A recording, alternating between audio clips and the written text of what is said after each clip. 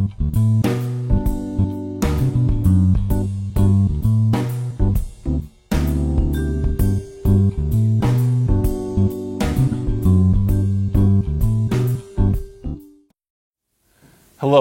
and welcome to Your Health Matters. My name is Dr. Peter Hogenkamp.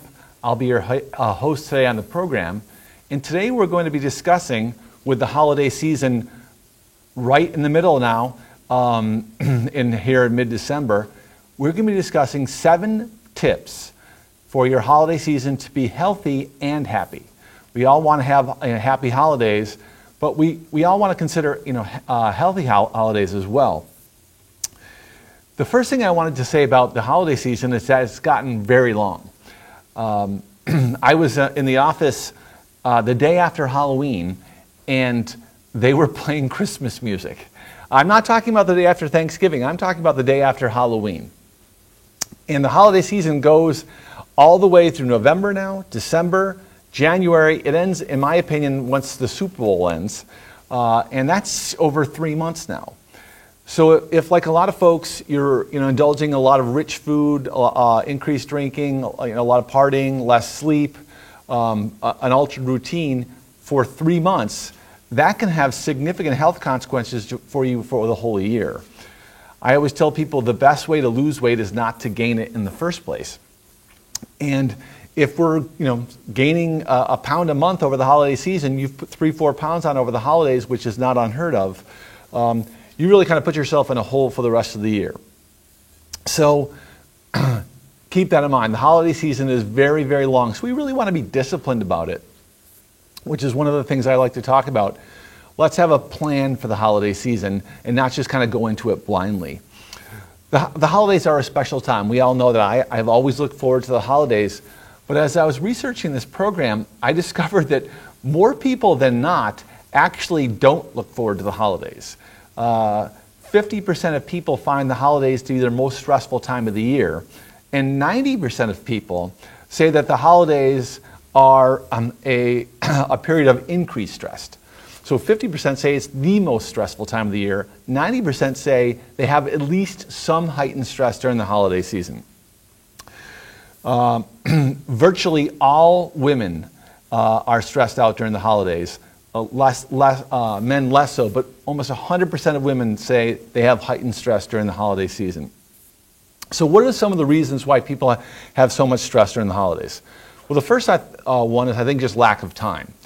Number one is people are trying to get all their usual stuff done, work, family, and now they have all these additional things to do, like plan for holiday parties, shop, buying the perfect gift, get their house decorated. There's a lot to do. Attend parties, go to social functions. This year, especially with Thanksgiving being late, we have one less week for it. So there's just a lack of time. Number two would be financial pressure. A lot of people spend a lot of money during the holidays, and folks can put themselves into a hole that they have to dig out of the rest of the year. That's very, very common circumstance. Number three is like the pressure, as I mentioned earlier, to give the perfect gift. So not only is the financial burden of buying gifts, but the pressure of getting the perfect gift. That weighs on folks. Family gatherings can be stressful for a lot of people, especially if they have difficult relationships with some of their family members. Missing loved ones. And that can be folks who weren't able to make the trip because they live out west or they're in New Zealand or something like that. But it's also especially difficult if there's recently deceased loved ones. I have a couple of patients who very recently lost their spouses, who they had for over 50 years in these cases, and they're just dreading the holidays because all their memories of the holidays kind of bring back the grief that they have about losing their loved one. Dietary woes. That's self-explanatory, but I'll get to it more later. The last one would be just commercialism. My father was like this. He got very bummed out about the commercialism of the holidays. He was a religious guy, and he wanted to focus on the religious nature of the holiday, but that religious nature of the holiday has been lost to mass commercialism. And even if you're not a religious person, I think the over-commercialization of the holidays can be something that weighs on you. So we've proven now that the holidays are a stressful time. Why is stress bad for your health? Well, stress increases your cortisol levels. We all know about the fight or flight reflex. When you have stress, cortisol gets increased because in the old days, stress meant a mastodon was attacking you or there was a saber-toothed tiger chasing you. So increased cortisol leads to increased pulse rate, increased blood pressure, increased brain activity, all these things that allow you to flee from an attacking saber-toothed tiger. But in our modern world, these things, we don't have to flee from a mastodon. And when this cortisol level is increased over time, it increases our blood pressure, increases our pulse rate, it causes increase in coronary artery disease and stroke. Chronically increased cortisol levels lead to obesity and increasing sugar levels, which then again go back to cause more strokes and heart attacks. So we can see that physically, all the stress of the holidays can be very bad for your health. Chronic levels of stress also lead to increased levels of anxiety and depression. So there's a lot of mental health issues here as well. And increased levels of stress over the holidays cause increased smoking rates, increased uses of alcohol, and increase in unhealthy eating. We all have heard the term comfort foods before. Well, comfort foods are not healthy foods. Someone told me that mac and cheese is the most common comfort food. And though I love mac and cheese, it is not healthy. It's very high in salt, it's very high in carbohydrate, and it's very high in fat. So, the holidays are particularly bad for your heart. You've probably heard the term holiday heart before. Holiday heart is basically atrial fibrillation, which is an abnormal rhythm of the heart, which is caused in many cases by people drinking too much. So we see a lot of increase in binge drinking over the holidays, leading to this holiday heart, admissions to the hospital for atrial fibrillation. Heart attacks or myocardial infarctions are very, very common around the holidays. In fact, 3 of the peak days for heart attacks are January 1st, New Year's Day, as well as Christmas Day, December 25th, and December 26th, the day after Christmas. So the third thing is that heart failure is greatly increased around the holidays, and that's mainly because of diet. People who have heart failure are supposed to be on fluid and salt restrictions, and a lot of folks abandon their diets and restrictions over the holidays. So if you're supposed to be on less than 1 liter of fluid a day, less than 1,000 milligrams of salt, you go into the holidays and you're eating ham, you're drinking a lot more, you're eating a lot of starch, which leads to high sugars. These things all lead to increased admissions for heart failure over the holidays. The holidays are also bad for your weight. Although I have to admit that I was surprised that studies have shown that people gain 1 pound on average over the holidays. And I was surprised by that because I've certainly seen examples in the office where people have gained a significant amount more than that. But when they do the studies, it's 1 pound. That said, 10 years of holidays means you weigh 10 pounds more than you used to. Just keep that in mind. These things are cumulative. They add up. Holidays are also a time for increased accidents. We all know about drinking and driving is very bad for you. We see a lot more of drinking and driving over the holidays, which is why you'll see roadblocks set up by the police to discourage that. We also know that people just travel more over the holidays. The more people on the road, the more accidents you're going to have. The last thing I wanted to talk about before we get to the good news is that illness goes up over the holidays.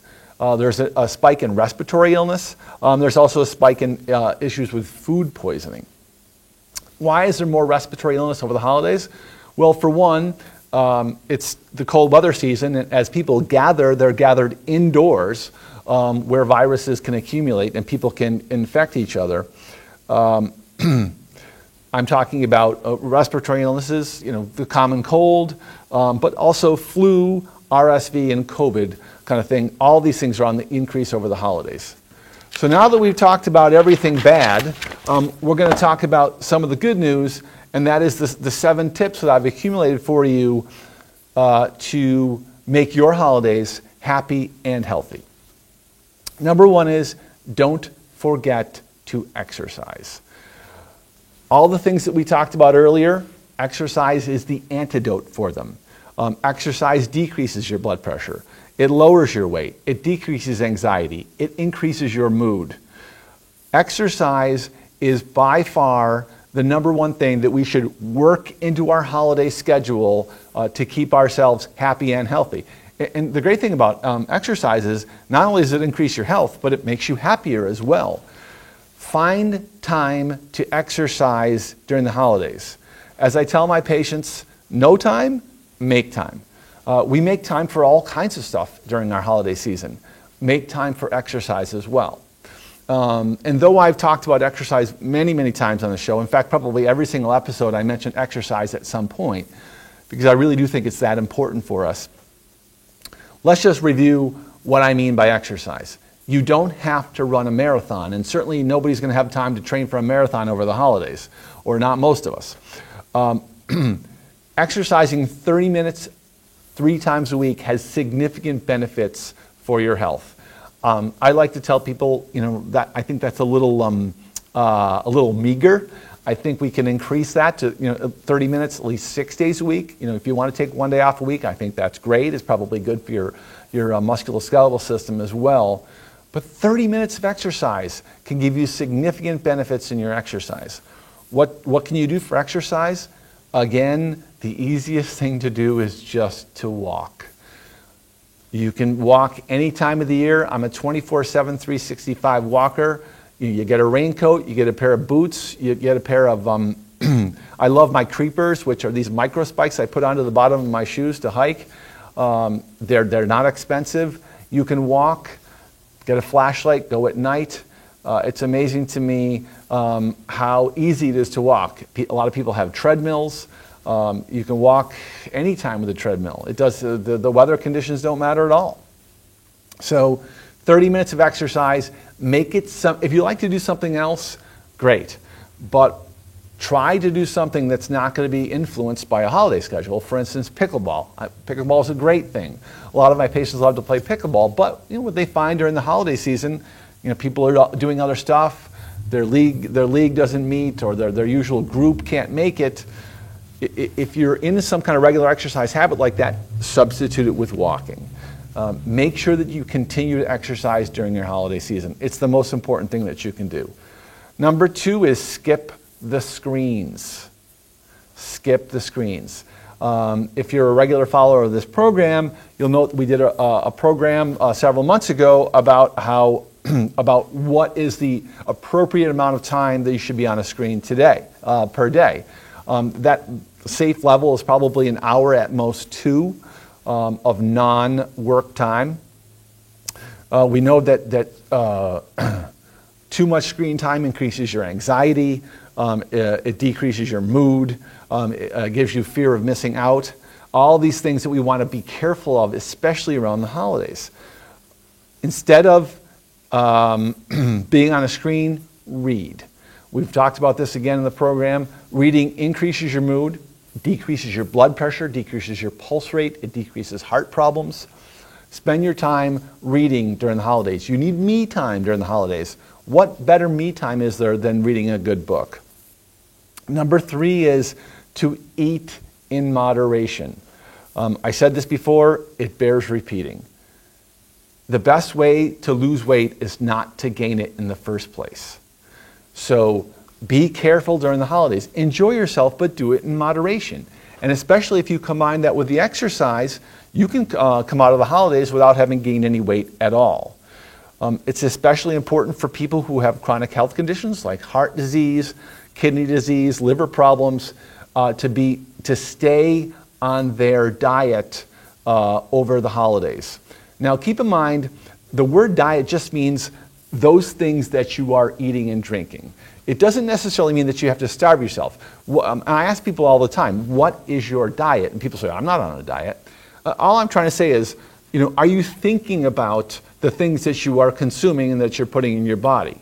Or are you just eating the standard American diet? Keep in mind now the acronym is SAD, Standard American Diet, and just eating whatever they want, whenever they want, and eating how much they want at that period of time. That's the standard American diet, eating how much, any amount of any food at any time. And the standard American diet is associated with all kinds of medical problems. So I encourage people to be on a diet, to think about what they want to eat. It's especially important over the holidays. If you have a heart failure, if you're a heart failure patient, as I mentioned earlier, you're supposed to be restricting your fluid and salt. I once had a lady that got admitted after Christmas because she ate a significant amount of ham, which is loaded with salt. She hadn't been to the hospital for her heart failure in several years. A couple helpings of ham gave her enough salt to put her over the edge. A lot of these folks are on such a narrow window. And the straw that makes the camel's back was just a couple meals of ham. So very important for people with chronic health conditions to stay on their diet. But even though for those of us who don't, who are not burdened with chronic health conditions, stay on your diet. The best way to prevent yourself from having chronic health conditions in the future is to think about your health now. Drink in moderation. We already talked about the holiday heart syndrome, which we see a lot of. There's a reason that alcohol sales go way up during the holidays. People drink more during the holidays. And although, I see nothing wrong with people getting together at holiday parties and having a drink or two in a social setting. I think that's wonderful. I like to do that myself. Do it in moderation. Think about it. Don't overdo it. There's not only medical consequences to this, but there's actually mental health issues as well. For instance, a lot of people drink too much and they exacerbate their medical condition or their mental health conditions, such as anxiety and depression, substance abuse, obviously. Not only that, people get themselves involved in marital and legal issues with drinking too much. I've seen people drink too much at parties, get DWIs, causing all kinds of legal and ultimately financial issues. This can lead to marital issues. Do yourself a favor. Go into your holiday season thinking about this and create a plan. It's like, I'm going to go to this party and I'm going to have a couple drinks and we're going to leave it at that. I can't tell you about the number of times I've seen people who don't drink most of the year get rip-roaring drunk during a holiday party and cause all kinds of problems for themselves. A friend of mine got fired from his job because he went to a holiday party and got drunk and yelled at the boss. I'm not making that up. So keep your alcohol use in moderation.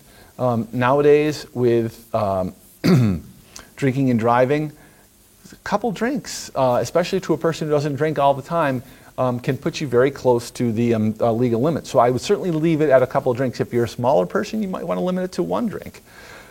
Drink in moderation. If you think that you've had too much, call a taxi, get an Uber, have a friend bring you home. Don't risk it. The next one is about spending. Do not overspend. And I know what you're thinking. You're thinking, Peter's a doctor. Why is he giving me financial advice? It's because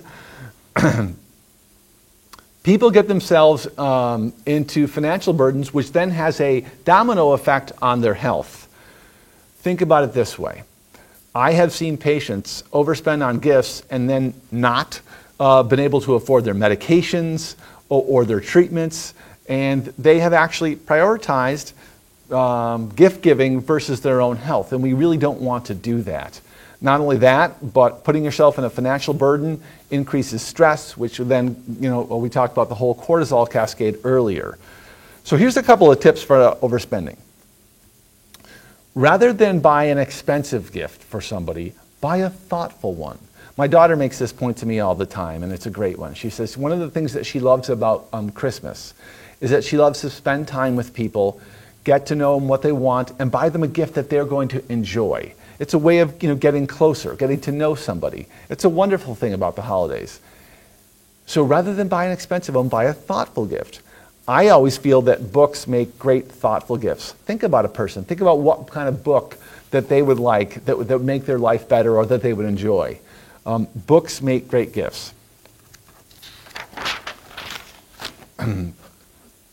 Tip number 6, avoid illness. There is nothing like an illness to ruin your holidays. Not only the health of your holidays, but also the happiness of your holidays. So, how do we avoid illness during the holidays? Well, the first step would simply be to get your vaccines. There are vaccines out nowadays. I know this might come as a surprise, but vaccine rates are actually on the decrease.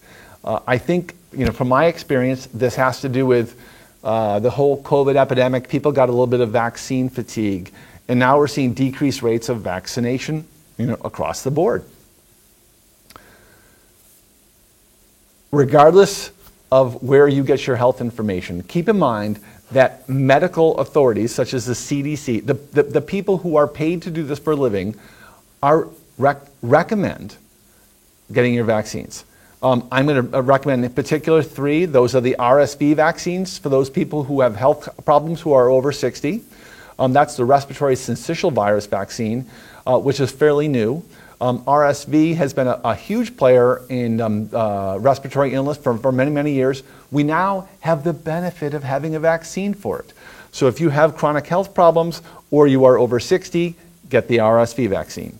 The flu vaccine, the COVID vaccine. These are all important steps to decreasing illness. I want to put a plug in for hand washing. Hand washing decreases eliminates 1 in 5 respiratory illness. So, think about the number of colds you have. One of those colds, which could have bothered you for 2 weeks, 3 weeks, could have been eliminated by proper hand washing. You should wash your hands before you eat, obviously. You should also wash them, after you've gone to a party, because what happens is if someone's sick there and they're coughing respiratory particles into the air, those things settle on doorknobs, hard surfaces. You could swipe your hand across them, pick them up that way. So you can eliminate 1 in 5 respiratory illness simply by hand washing. The last thing is, if you are sick, don't go to the party. It's that simple. I know you want to go to the party, but one person can go to a party who's sick, and in fact 5 people. That's a very common situation. So if you're sick, stay home. The last thing I'm going to say about staying healthy over the holidays is stay in your routine. Stay in your routine. I have a father of 4, and all of our children are out the door. My wife and I have both gotten ourselves into nice routines at home, and it's funny because my patients have been talking to me about these things for years, and I never really realized until my kids had kind of gotten out of the door how much I enjoy my routine. I think about my routine. I try to get into good routines that are healthy and the ones that I enjoy, and they're good for you. They increase both your happiness and your healthiness. And so, unfortunately, people have a tendency to get out of their routines during the holidays. I'm encouraging you to stay in your routine. So, if your routine is to read a lot during the day, make sure you save time for reading. If you like to listen to music that makes you happy, keeps you calm, increases your spirits, stay listening to music. Keep your spiritual life alive. In terms of spiritual life, I'm talking about meditation, yoga, prayer, church services. If you're the type of person, and I encourage everyone to be spiritual in some way, because we've talked about spirituality before, it definitely increases your health. Keep your spiritual life going. If you practice yoga, continue to practice yoga. Increase your practice of yoga to help battle the additional stress. If you're a reader, continue to read during the holidays. If you're a walker, make sure you continue to walk during the holidays. If you are a swimmer, you should be doing all these things during the holidays to continue your routine for healthiness. The last thing would just be your eating habits. Try to keep your eating habits as routine as possible. Try not to, as we mentioned, overeat, overdrink. I want you to have a healthy and happy holiday season. And please keep in mind the 7 tips for a healthy and happy holiday season. Cheers.